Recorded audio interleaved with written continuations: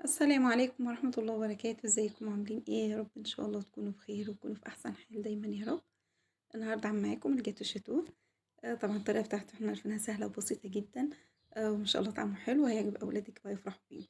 هنشوف الطريقة مع بعض ونشوف المقادير عملنا ايه. معايا هنا كل حاجة كوبايتين سكر، كوبايتين زيت، كوبايتين حليب، الكاكاو كوباية واحدة، والدقيق برضو كوبايتين، ومعايا كيسين فانيليا واربع بيضات ومعلقة كبيرة خل. وهنا البيكنج باودر انا عايزة معلقة ونص، فجبت الكيسين جنبي علشان اشوف يعني الكيس هيجي فيه قد ايه. هو الكيس كان معلقة ونص، انا حطيت كيس واحد. هنا معايا الكبة، انا هشتغل في الكبة، عايزة اشتغل في الخلاط براحتك. بس الكبة هتقلبهولي كويس عن الخلاط هيخليه تقيل من يعني هتخليه تقيل من تحت وخفيف من فوق، فمش هيبقى مظبط معايا الكبة، لا هتظبطه. حطيت السكر كوبايتين، وحطيت الكاكاو، وحطيت الحليب، هنا نزلت بالفانيليا برضو. بس هاضربهم لحد ما ينعموا خالص. السكر لو مش عايزاه تقيل هي ممكن تقللي سكر شويه، معلقتين 3 كده تنقصيهم من الكوبايتين دول. لو انت مش عايزه سكر كتير، انا كده بوسع لنفسي علشان احط الكبه عند الفيش يعني، واضرب الخليط ده. هو سكره كان بصراحه كان زياده شويه، لو حابه تنقصي شويه ممكن تنقصي معلقتين كده. ما تنقصيش كتير عشان مش بزياده كتير يعني هو كان مسكر شويه حبه كده. فلو انت مش عايزاه مسكر قوي ممكن تنقصي معلقتين بس. هنا هاضربه كويس جدًا بقى لحد كل الخليط ده ما ينعم، ما يبقاش فيه سكر بقى ظاهر ولا كاكاو ولا أي حاجة.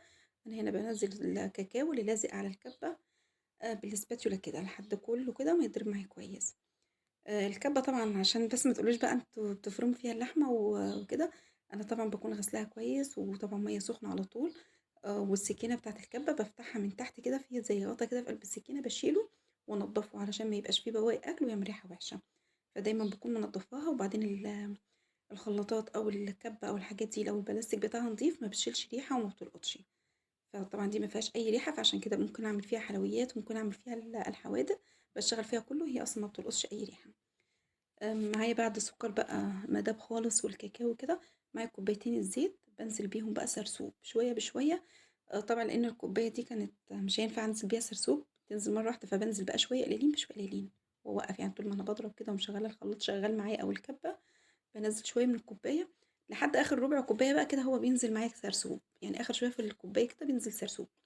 إنما لو عندِك حاجة ليها بوز هتنزّلي بيها سرسوب كده هتطلع معاكِ، يعني هينزل سرسوب كده بالراحة مش هيكب منِّك ولا يتبهدل الدنيا. بعد بقى ما خلاص الصوص تقِل معايا كده، هافضّي شوية في الكوبايتين دُولة وأحطّهم في التلاجة، ده اللي هاحطّه على الوش.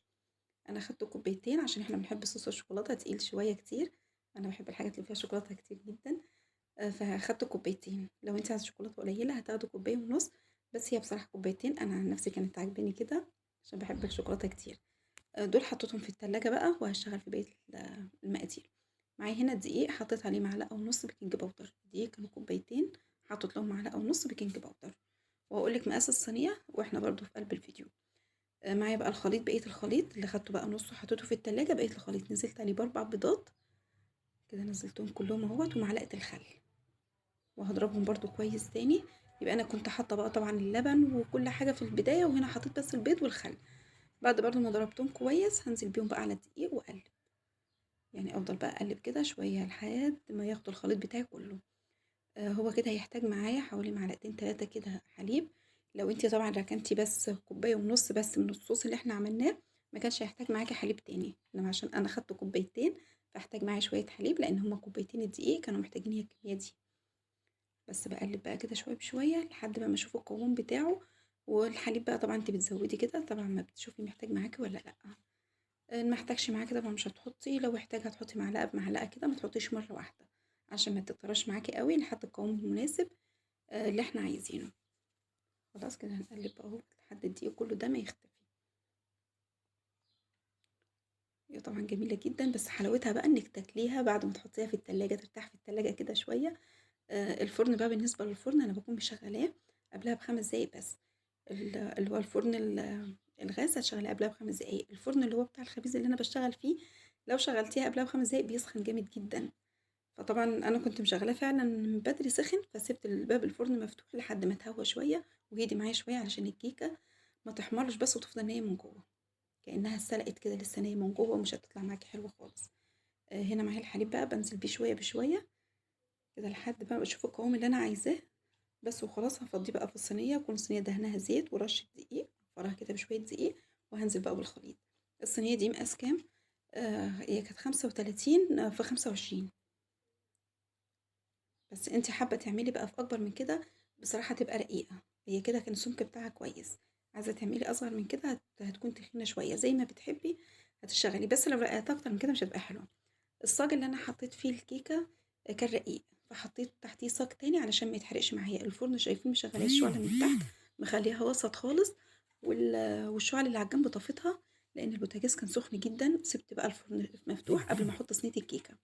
وبعد ما حطيت الكيكة بقى يعني خلاص بقى كانت الفرن هدي شوية، قفلت الفرن ما بفتحش عليه خالص لحد ما بشم ريحة الكيكة كده طلعت معايا. يعني باختبرها الأول كده بالسكينة، ما لقيتش فيها أي حاجة عجين خالص، خلاص عرفت إن هي استوت. خرجتها من الفرن سبتها بردت خالص. وبعد كده بقى يعني لغستها كده بالسكينة، عملت فيها كده فتحات بالسكينة عشان تشرب شوية من صوص الشوكولاتة اللي أنا حطاها لها. بعد ما بردت خالص بقى ما حطيتش الشوكولاتة، لما بردت كده خرجت الشوكولاتة بقى من التلاجة، وبنزل بقى كده. هي بصراحة كانت الكمية كبيرة جدا، هتحسوا دلوقتي هتشوفوها عمالة تنزل معايا من الجوانب بس شوية، والشوكولاتة بقى بتتشرب بقى خلاص، الكيكة بتشرب الشوكولاتة دي. بفضل بقى اسويها كده بالصينية عشان اجيب في كل الجوانب بقى اللي مش جاي فيها شوكولاتة، بحاول اوزعها عليها كلها. وكل ما بتحطيها في التلاجة الشوكولاتة بتمسك نفسها وبتبقى احلى كمان. بأي حاجة عندك بقى هتسوي كده الشوكولاتة، هتودي الأماكن اللي هي مش يعني ما فيهاش شوكولاتة، هتودي كده هتوزعيها كويس. بس كده أنا باحاول بقى أوزّع كل مكان ما فيهوش شوكولاتة، باحاول أودّي فيه لحد كلّها، بس كده ما خلاص بقى تدّين معايا. المفروض بقى بعد ما أخلّص أحطها في التلاجة تمسك نفسها شوية قبل بقى ما أزيّنها. التزيين بقى ده زي ما بتحبي بقى تحطّي اللي أنتِ حابة كلّه عليها براحتك، تبقى زي الجاتوه اللي أنتِ بتشتريه من برّه. بصراحة أولادِك هيفرحوا بيه، أنا ولادي فرحوا بيه وهُم فرحوا أصلًا لمّا باعمل لهم حاجة مسكّرة. خلاص كده أنا وزّعت الشوكولاتة كلّها أهيّة. بس كده ما فيش أي حاجة من الكيكة ظاهرة. لو حسيتِ بقى إن الشوكولاتة بتتكب والّا حاجة، أنتِ لمّا هتعملي يعني تيجي تقطّعي الخُرَط كده، هتلاقي الشوكولاتة نزلت بين الخُرَط كده، بين كل خرطة وخرطة، فمش هتلاقي حاجة يعني بتُقع منِّك كتير. أنا كده باحدد بقى أنا يعني عايزة أقطّعها قد إيه.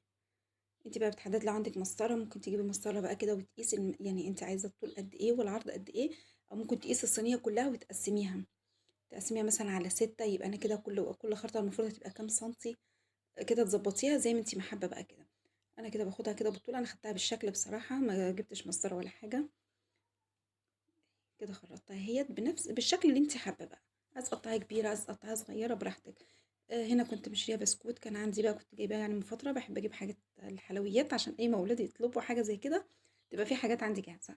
حطيتها وكان عندنا بقى الجمل، الحاجات بقى اللي هي بواقي بتاع العيد ورمضان، كل ده بقى طبعًا كنت شايلاه برضه في التلاجة، كل ده باخرّجه بقى وقت ما باحب أزيّن حاجة زي كده باحطها. كور الشوكولاتة دي بتبقى شوكولاتة جواها بسكوتة كده. أي حاجة بقى عندِك أنتِ عايزة تزيني بيها، عايزة تجيبي فاكهة براحتك، وده الشكل بتاعنا أهوّة. ويا رب إن شاء الله يكون التزيين عجبكم ويكون الفيديو عجبكم. إن شاء الله ما تنسوش بقى اللايك والشير والاشتراك في القناة. بألف هنا وشفا، مع ألف سلامة، السلام عليكم.